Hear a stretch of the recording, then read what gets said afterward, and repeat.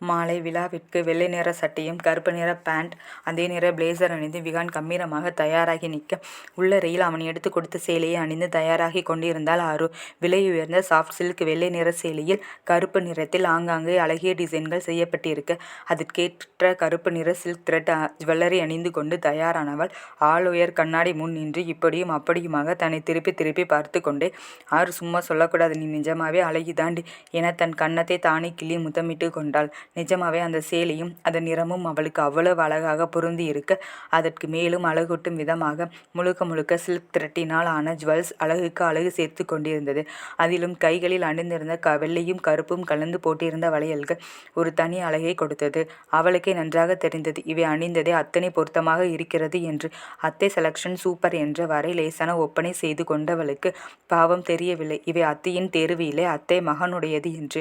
முழுவதுமாக தயாராகி முடித்தவளுக்கு ஒரு குழப்பம் வர, சேலையை ஒற்றையாக விடலாமா இல்லை பட்டை எடுத்து கட்டலாமா என்று இப்படியும் அப்படியும் வைத்து யோசனை செய்து கொண்டிருந்தாள். ஆறு எப்பொழுதுமே உடைக்கு இத்தனை முக்கியத்துவம் கொடுத்தது இல்லை. ஆனால் இன்று ஏனோ இந்த சேலை அவளுக்கு மிகவும் பிடித்து இருந்தது. இவ்வளவு அழகான சேலையை அதற்கேற்றால் போல் கட்டி தயாராக நினைத்தே இவ்வளவு மெனக்கடல். சரி, பட்டை எடுத்தே கட்டுவோம் என்ற முடிவுக்கு வந்து அதற்கு ஆறு முயன்ற நேரம் அரைக்கதவு தட்டப்பட வரேன் என்ன குரல் கொடுத்தாள். என் ஃபோன் உள்ளே இருக்கு, ஒரு அர்ஜென்ட் கால் பண்ணணும் என்றான் விகான். ஓ வெயிட் என்றபடி சேலையை ஒற்றையாக மேலே போட்டு கொண்டு வந்து கதவை திறந்து விட்டாள்.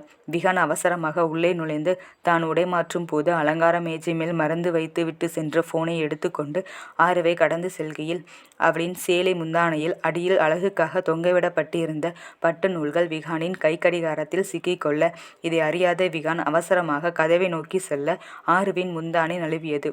அச்சோ என்ற ஆறுவின் சத்தத்திலேயே திரும்பியவன் இதை கொஞ்சமும் எதிர்பார்க்கவில்லை. முகுதலில் திகைத்து விழித்தவன் பின் தன் கையில் சிக்கியிருந்த நூலை கண்டு அதை எடுக்க முயன்றவனின் பார்வை எத்தனை முயன்றும் அவள் மேல் படிவதை தடுக்க முடியவில்லை. ஆறு தன் இரு கைகளை கொண்டு தன்னை மறைத்து கொண்டு நின்றிருந்தாலும், 1000 கைகள் கொண்டு மறைத்தாலும் மறக்க முடியாத ஆதவனைப் போல் ஆறுவின் அழகு இருக்க, விகானின் பார்வை அவளை ரசனையோடு தழுவியது. சும்மாவே அவளை விட்டு தள்ளி இருக்க முடியாமல் தவித்து கொண்டிருந்தவனின் காதல் மனம் தவித்து போக, மெல்ல நூல்களை விடுவிக்க முயன்றபடியே அவளை நெருங்கியவனுக்கு இந்த நிமிடம் அவர்கள் இருவரை தவிர வேறு எதுவும் நினைவில் இல்லை.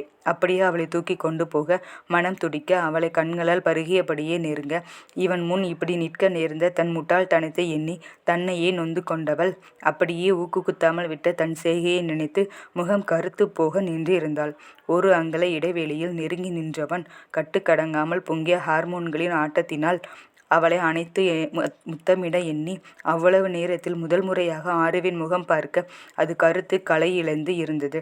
அதில் அவ்வளவு நேரம் அவனை மூழ்கி மறைத்திருந்த மாயவளை அறிந்து போக, தன் அருகாமையில் தன் முன் இப்படி நிற்கும் நிலையில் வெட்கத்தில் மலர்ந்து சிவக்க வேண்டிய முகம் கன்றி கருத்து இருப்பதை கண்டவனுக்கு கண்மண் தெரியாத அளவு பொங்கிய ஆத்திரத்தை அதுவரை பொறுமையாக எடுக்க முயன்று கொண்டிருந்த நூலை பட்டென்று பிடித்து அறுத்து முந்தானையை சுருட்டி அவன் மேல் விசிறி அடித்துவிட்டு கதவை படார் என்று அடைத்து சாத்திவிட்டு சென்றான். அவன் அப்படி முகத்தில் அடித்தது போல செய்துவிட்டு சென்றது ஆறுவை ரொம்பவே காயப்படுத்தியது. சும்மாவே என்னையும் எங்கள் குடும்பத்தையும் தவறாக நினைத்து கொண்டிருக்கிறான், கொஞ்சமும் மதிக்க மாட்டான். இதில் இப்படி ஒரு கோலத்தில் அவன் முன் நின்றதை எப்படி எடுத்துக்கொள்வானோ, அவனை மயக்க நினைப்பதாக நினைப்பானோ என்று எண்ணியே முகம் கன்றி கருத்து நின்றிருந்தவள் விகானின் இந்த செய்கையில் அவன் அப்படித்தான் நினைத்திருக்கிறான் என்று எண்ணி தலையில் கை வைத்து கொண்டு அமர்ந்து விட்டாள். எத்தனை நேரம் அப்படியே அமர்ந்திருந்தாளோ, மைதிலி வந்து கதவை தட்டவும் தான் நினைவு கலந்து எழுந்தவள் இதோ வர்றேன் என்று குரல் கொடுத்தபடியே அவசரமாக ஊக்கு குத்தி கொண்டு வெளியே சென்றாள். எல்லாம் உனக்காகத்தாண்டா வெயிட்டிங் என மைதிலி சொல்ல, அதற்குள் ஆறுவை தேடி அறைக்கு வந்த பூர்ணியும் பூஷியும் வாவ், இவ்வளவு அழகா தயாராக வேண்டும் என்றால் நேரம் எடுக்க தனி செய்யும் என்றனர். இப்படியே கலகலப்பாக பேசியபடி வெளியே வரவும் அனைவரும் கிளம்ப தயாராக இருந்தனர். எல்லோரும் ஆறுவின் அலங்காரத்தை பாராட்ட, விகான் மறந்தும் அவள் பக்கம் தன் பார்வையை திருப்பவில்லை. விழா அரங்கில் இருவர் அமரக்கூடிய வகையில் சோஃபாக்கள் போடப்பட்டிருக்க, அதில் ஆறுவும் விகானும் அமர்ந்திருந்தனர். ஆறு வலப்பக்கம் அமர்ந்தபடியால் அவ்வப்போது அவளின் மெல்லிய இடை கண்ணில் பட்டு விகானுக்கு வேறு சிலவற்றை நினைவுபடுத்தி கொண்டிருந்தது. ஏதோ பெரிய விருந்து என்று அறிந்தவளுக்கு இங்கு வந்த பிறகு அதன் மதிப்பு புரிந்தது. அன்று ஏன் அனைவரும் அப்படி சந்தோஷித்தார்கள் என்று புரிந்தது. விகான் பெயர் அறிவிக்கப்பட்டவுடன் கம்பீரமாக எழுந்து சென்று அதை பெற்றுக்கொண்டவன் அழகான ஆங்கிலத்தில் சுருக்கமாக நன்றி தெரிவித்து கொண்டு அவர்களின் கேள்விக்கு மட்டும் பதிலளித்துவிட்டு மேடையில் இருந்து இறங்கவும் அவனை பத்திரிகை மற்றும் தொலைக்காட்சியாளர்கள் சூழ்ந்து கொள்ள அவர்களிடம் ஓரிரண்டு வார்த்தைகளில் பதிலளித்தவன் நாசுக்காக விலகி கொண்டான். குடும்ப புகைப்படம் எடுக்க அழைக்கவும் கவனமாக ஆருவின் பக்கத்தில் நிற்பதை தவிர்த்து தன் தாய் தந்தை நடுவில் நின்று கொண்டான். புகைப்படங்களை எடுத்து முடிக்கவும் எங்களை ஏண்டா பிரிக்கிற, ஒய் சன் ஒய் என ஜெய் தன் பணியை தொடங்க இதே கேள்வியை உங்கள் பேரனிடமும் கேளுங்க என்றபடி நகர போனவனை தடுத்த மைதிலி விகு நிஜமாவாடா என விகானிடம் தொடங்கி ஆறு ஏதாவது விசேஷமாடா என ஆரிவிடம் முடித்தார். மாம், நான் பூஷி பையனை சொன்னேன் என கடுப்பை மறைத்து கொண்டு வார்த்தைகளில் அழுத்தம் கொடுத்து சொன்னவன் அங்கிருந்து நகரும்போது இப்போ அது ஒன்று தான் குறைச்சல் என முணுமுணுத்தபடி செல்ல அது ஆருவின் காதில் தெளிவாகவே விழுந்தது. நிச்சயமாக அவன் தன்னை தவறாக தான் நினைத்து இருக்கிறான் என ஆறு நினைக்க, விகானோ நான் அவள் கணவன் தானே, என் முன்னால் அப்படி நின்றதற்கு ஏன் அவள் முகம் கற்க வேண்டும்? அப்படியென்றால் அவள் மனதில் இன்னும் என்னை கணவனாக நினைக்கவில்லை என்று தானே அர்த்தம் என நினைத்தே கொதித்து கொண்டிருந்தான். அன்று முழுவதும் அதே மனநிலையிலேயே இருந்தவனை அவன் மனதை என்றும் புரிந்து கொள்ளும் தங்கையாக பூர்ணி ஆர் யூ ஆல்ரைட் அண்ணா என்றால் கவலை தோய்ந்த குரலில். யா நத்திங்டா, நெக்ஸ்ட் ப்ராஜெக்ட் பற்றி யோசனை என சமாளித்தான். மறுநாள் மாலை அனைவரின் விருப்பப்படி தாஜ்மஹால் பார்க்க சென்றிருந்தனர்.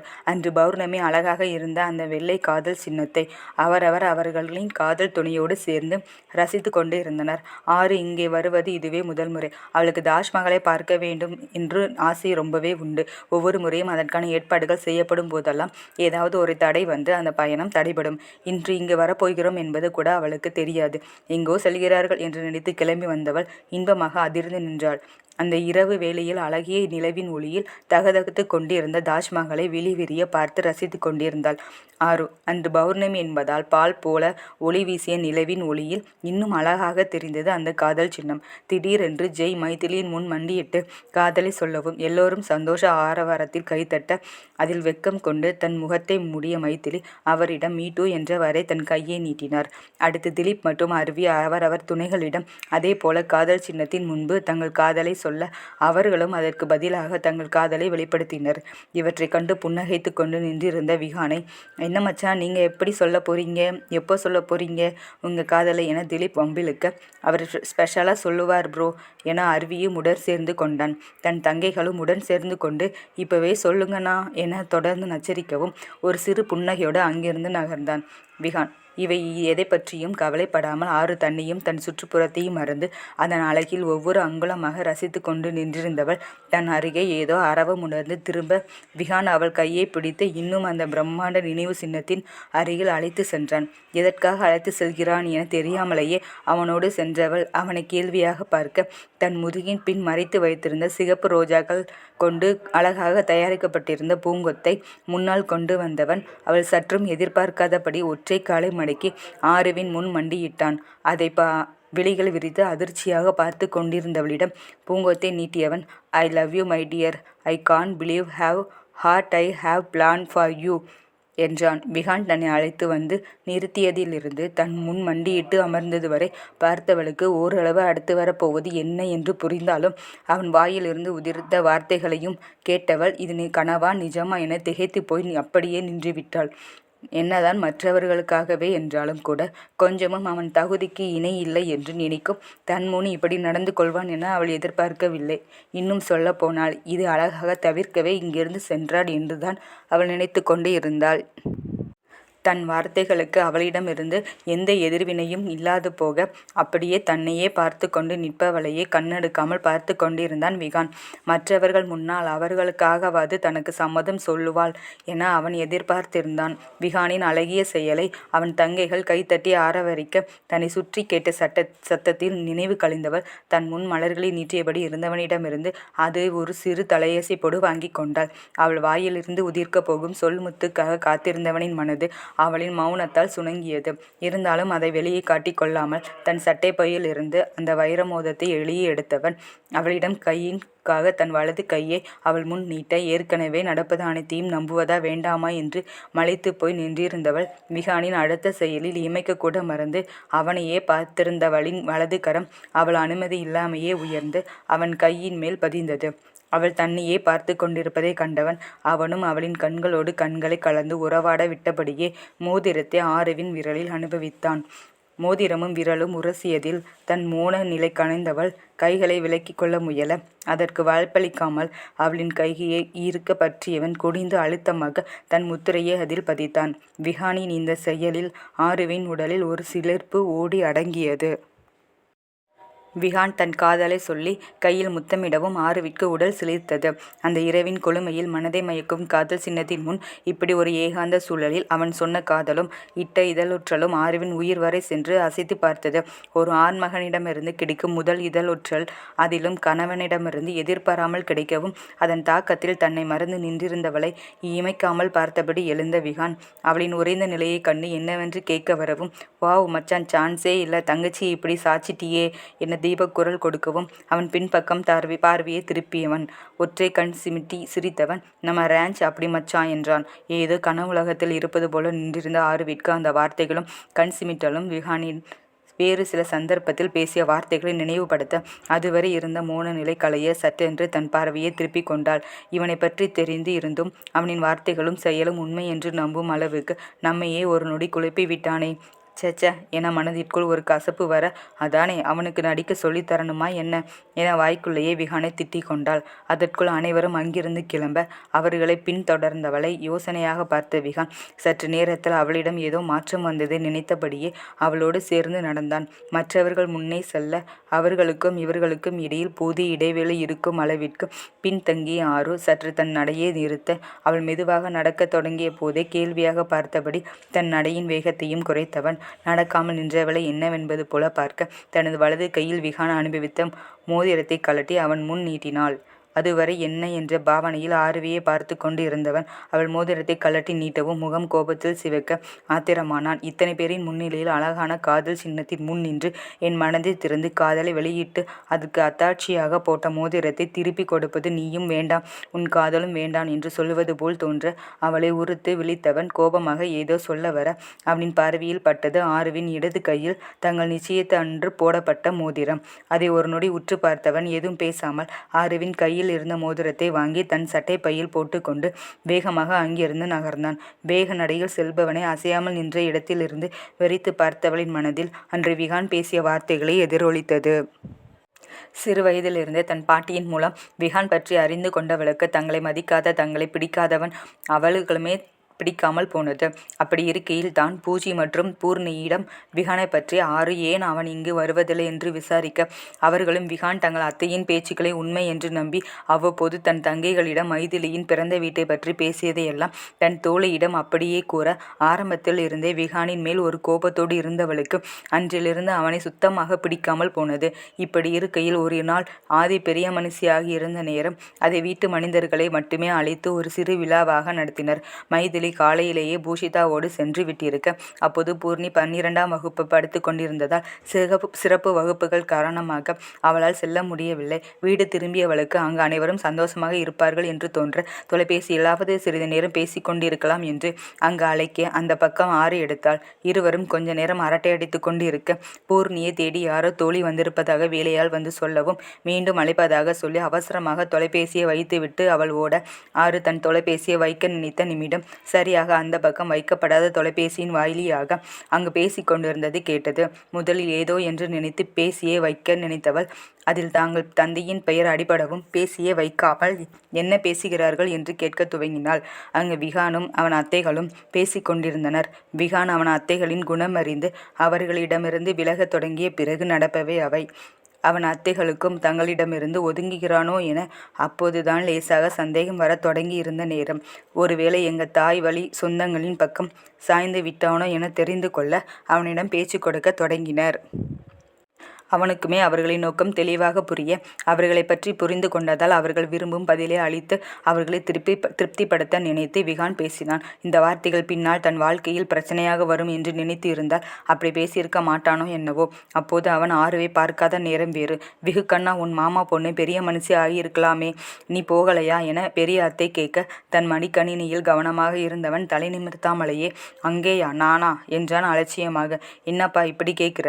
உன் மாமா பொண்ணு, நீயோ அத்தை பையன், நீ போய் ஓலை கட்ட வேணாமா என சற்று கிண்டலாக கேட்கவும், இவர்கள் இப்படி தேவையில்லாமல் பேசி தன் வேலையை கெடுப்பதை விரும்பாதவன் மறுபடியும் அவர்கள் இந்த பேச்சையே தன்னிடம் எடுக்கக்கூடாது என்று எண்ணி, வாட், நானா அங்கேயா? Good joke. உங்களுக்கே என்னை பற்றி நல்லா தெரியும். எல்லா விஷயத்திலையும் கிளாஸ் பார்ப்பவன் நான். என் கூட பேசவும் பழகவும் கூட ஒரு தகுதி வேண்டும். அத்தை, இதுவரை நான் அந்த வீட்டு பக்கம் கூட போனதில்லை. இதில் ஓலை, ஹஹஹா என கிண்டலாக சிரித்தான். இதை கேட்டு கொண்டிருந்த ஆருவிற்கு விகான் தங்களை எல்லாம் ரொம்பவே கீழாக நினைப்பதை அவன் வாயாலேயே தெரிந்து அவன் மேல் இருந்த வெறுப்பின் அளவு அதிகரித்தது. இப்படி ஏதாவது பேசி வாயை அடைக்கவில்லை என்றால் அவர்கள் சந்தேகம் கொண்டு தன்னை தொடர்ந்து தொந்தரவு செய்வார்கள் என்பதாலேயே அவ்வாறு பதிலளித்தவனுக்கு சிறு வயதில் இருந்தது போல எந்த கோபமும் இப்போது ஆறு குடும்பத்தின் மேல் இல்லை. இதனாலேயே ஆறு முதல் முறை விகானை அவன் வீட்டில் பார்த்தபோது கூட அவன் ஹலோ சொன்னது தனக்கு என்று நினைக்கவில்லை. சாதாரணமாக பழகவும் முயலவில்லை. எங்கே இதற்கும் கூட கேவலமான ஏதாவது பெயர் சுட்டி தங்களை அவமானப்படுத்தி விடுவானோ என்றே அவனிடமிருந்து ஒதுங்கி போனாள். இப்படி போய் கொண்டிருந்த நேரத்தில் தான் பூஷியின் திருமணத்திற்கு முதல் நாள் வரவேற்பு நடந்து கொண்டிருந்த போது விகான் அவன் பெரிய அத்தையின் மகளுடன் பேசி கொண்டிருந்ததை எதிர்பாராமல் ஆறு கேட்க நேர்ந்தது. திறந்தவெளி தோட்டத்தில் பஃபே முறையில் உணவு கொண்டு இருக்க தன்னையே வெகு நேரமாக சுற்றி வந்து கொண்டிருந்த தியாவை விகான் நாசுக்காக தவிர்த்து கொண்டு இருக்க, அவனுக்கு வந்த ஒரு அழைப்பை சற்று தனியாக சென்று பேசிவிட்டு திரும்பியவன் அங்கு தன்னை வழிமறைத்து நிற்பது போல் நின்றவளை கண்டு, என்ன தியா என்றான் சலிப்பாக. என்னதான் ரொம்ப பிஸியா? ஆளையே பிடிக்க முடியலை என்றவள், இல்லை, புதிதாக மாமா பொண்ணுங்களை பார்த்ததும் நாங்கள் எல்லாம் கண்ணுக்கு தெரியலையா என்றாள். அவள் கேள்வியிலிருந்தே அவளின் சந்தேகம் எதை பற்றி என்பது புரியவும், அம்மாவை போலவே புத்தி என நினைத்தவன் எந்த பதிலும் அளிக்காமல் அவளையே பார்த்தபடி நிற்க, என்னத்தான் எங்ககிட்டே எல்லாம் பேசக்கூட மாட்டியா? அந்த அளவு உன்னை மயக்கி வைத்திருக்காங்களா அந்த லோ கிளாஸ் மிடில் கிளாஸ் அழகிகள் என கேவலமாக பேச, இதற்கு மேல் விட்டால் இவள் ஏதாவது தேவையில்லாமல் பேசுவாள். அதை தன்னால் கேட்டுக்கொண்டு சும்மா இருக்க முடியாது. தான் ஏதாவது பேசிவிடுவோம். அதன் மூலம் ஆருவிற்கோ ஆதிக்கோ தேவையில்லாமல் இத்தனை பேர் இருக்கும் இடத்தில் இவர்களால் எந்த அவமானமும் நடந்துவிடக்கூடாது என்று நினைத்தவன், oh come on Diya, you know me very well. என்னை வார்த்தா அவ்வளவு வீக்காவா தெரிகிற?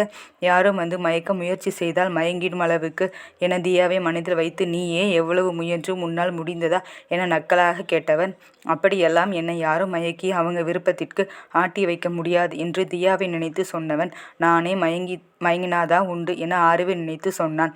அதே போல யாரை எங்கே வைக்கணும்னு எனக்கு நல்லா தெரியும் என்று சொல்லிவிட்டு அங்கிருந்து செல்ல, இவற்றையெல்லாம் தன் அக்கா மகள் நட்சத்திரா உடையில் கொட்டி கொண்ட ஐஸ்கிரீமை துடைத்து சுத்தம் செய்ய தனியாக அழைத்து கொண்டு வந்திருந்த ஆரு அங்கிருந்த ஜன்னலின் வழியை கேட்டு கொண்டிருந்தாள். இப்படி விகானை பற்றி ஒரு நிமிடம் கூட அவன் முன்பு போல் இல்லை, மாறிவிட்டான் என்று நினைக்கும்படி எதுவும் நடக்காமல் மீண்டும் மீண்டும் அவள் அவனை பற்றி நினைத்திருந்த பின்பு முழுக்க முழுக்க உண்மையே என்பது போலத்தான் நடந்து கொண்டிருந்தது. அதன் பிறகுதான் இவர்கள் திருமண விஷயம் பேசப்படவும் அடியோடு மறுத்தவளை சந்தித்தவன் தன் தங்கையின் காதலை காரணம் கூறி மணந்து கொள்ள, இது முழுக்க முழுக்க அவன் தங்கை மேல் உள்ள பாசத்தால் செய்ததாகவே நினைத்தாள் ஆரு. அப்படி தங்களுக்கு தகுதி குறைவாக நினைப்பவன் எப்படி அருவியை பூர்ணியை மணந்து கொள்ள சம்மதித்து இருப்பான் என்றோ, இல்லை அதற்காக கூட தன்னை மணந்து கொள்ளக்கூடியவனா இவன் என்பதையும் யோசிக்க மறந்தாள். என்றால் விகானோ எல்லாரிடமும் அன்பாக பழகும் இவள் தன்னிடம் மட்டும் இப்படி நடக்க காரணம் என்ன என்று அவளிடமே கேட்டு தெரிந்து கொள்ள தவறினான். இருவருமே தங்கள் ஈகோவை விட்டு என்று இறங்கி வந்து மனம் விட்டு எப்போது பேசுகிறார்களோ அன்றே இவர்கள் வாழ்க்கையில் அனைத்தும் சுகமாகும்.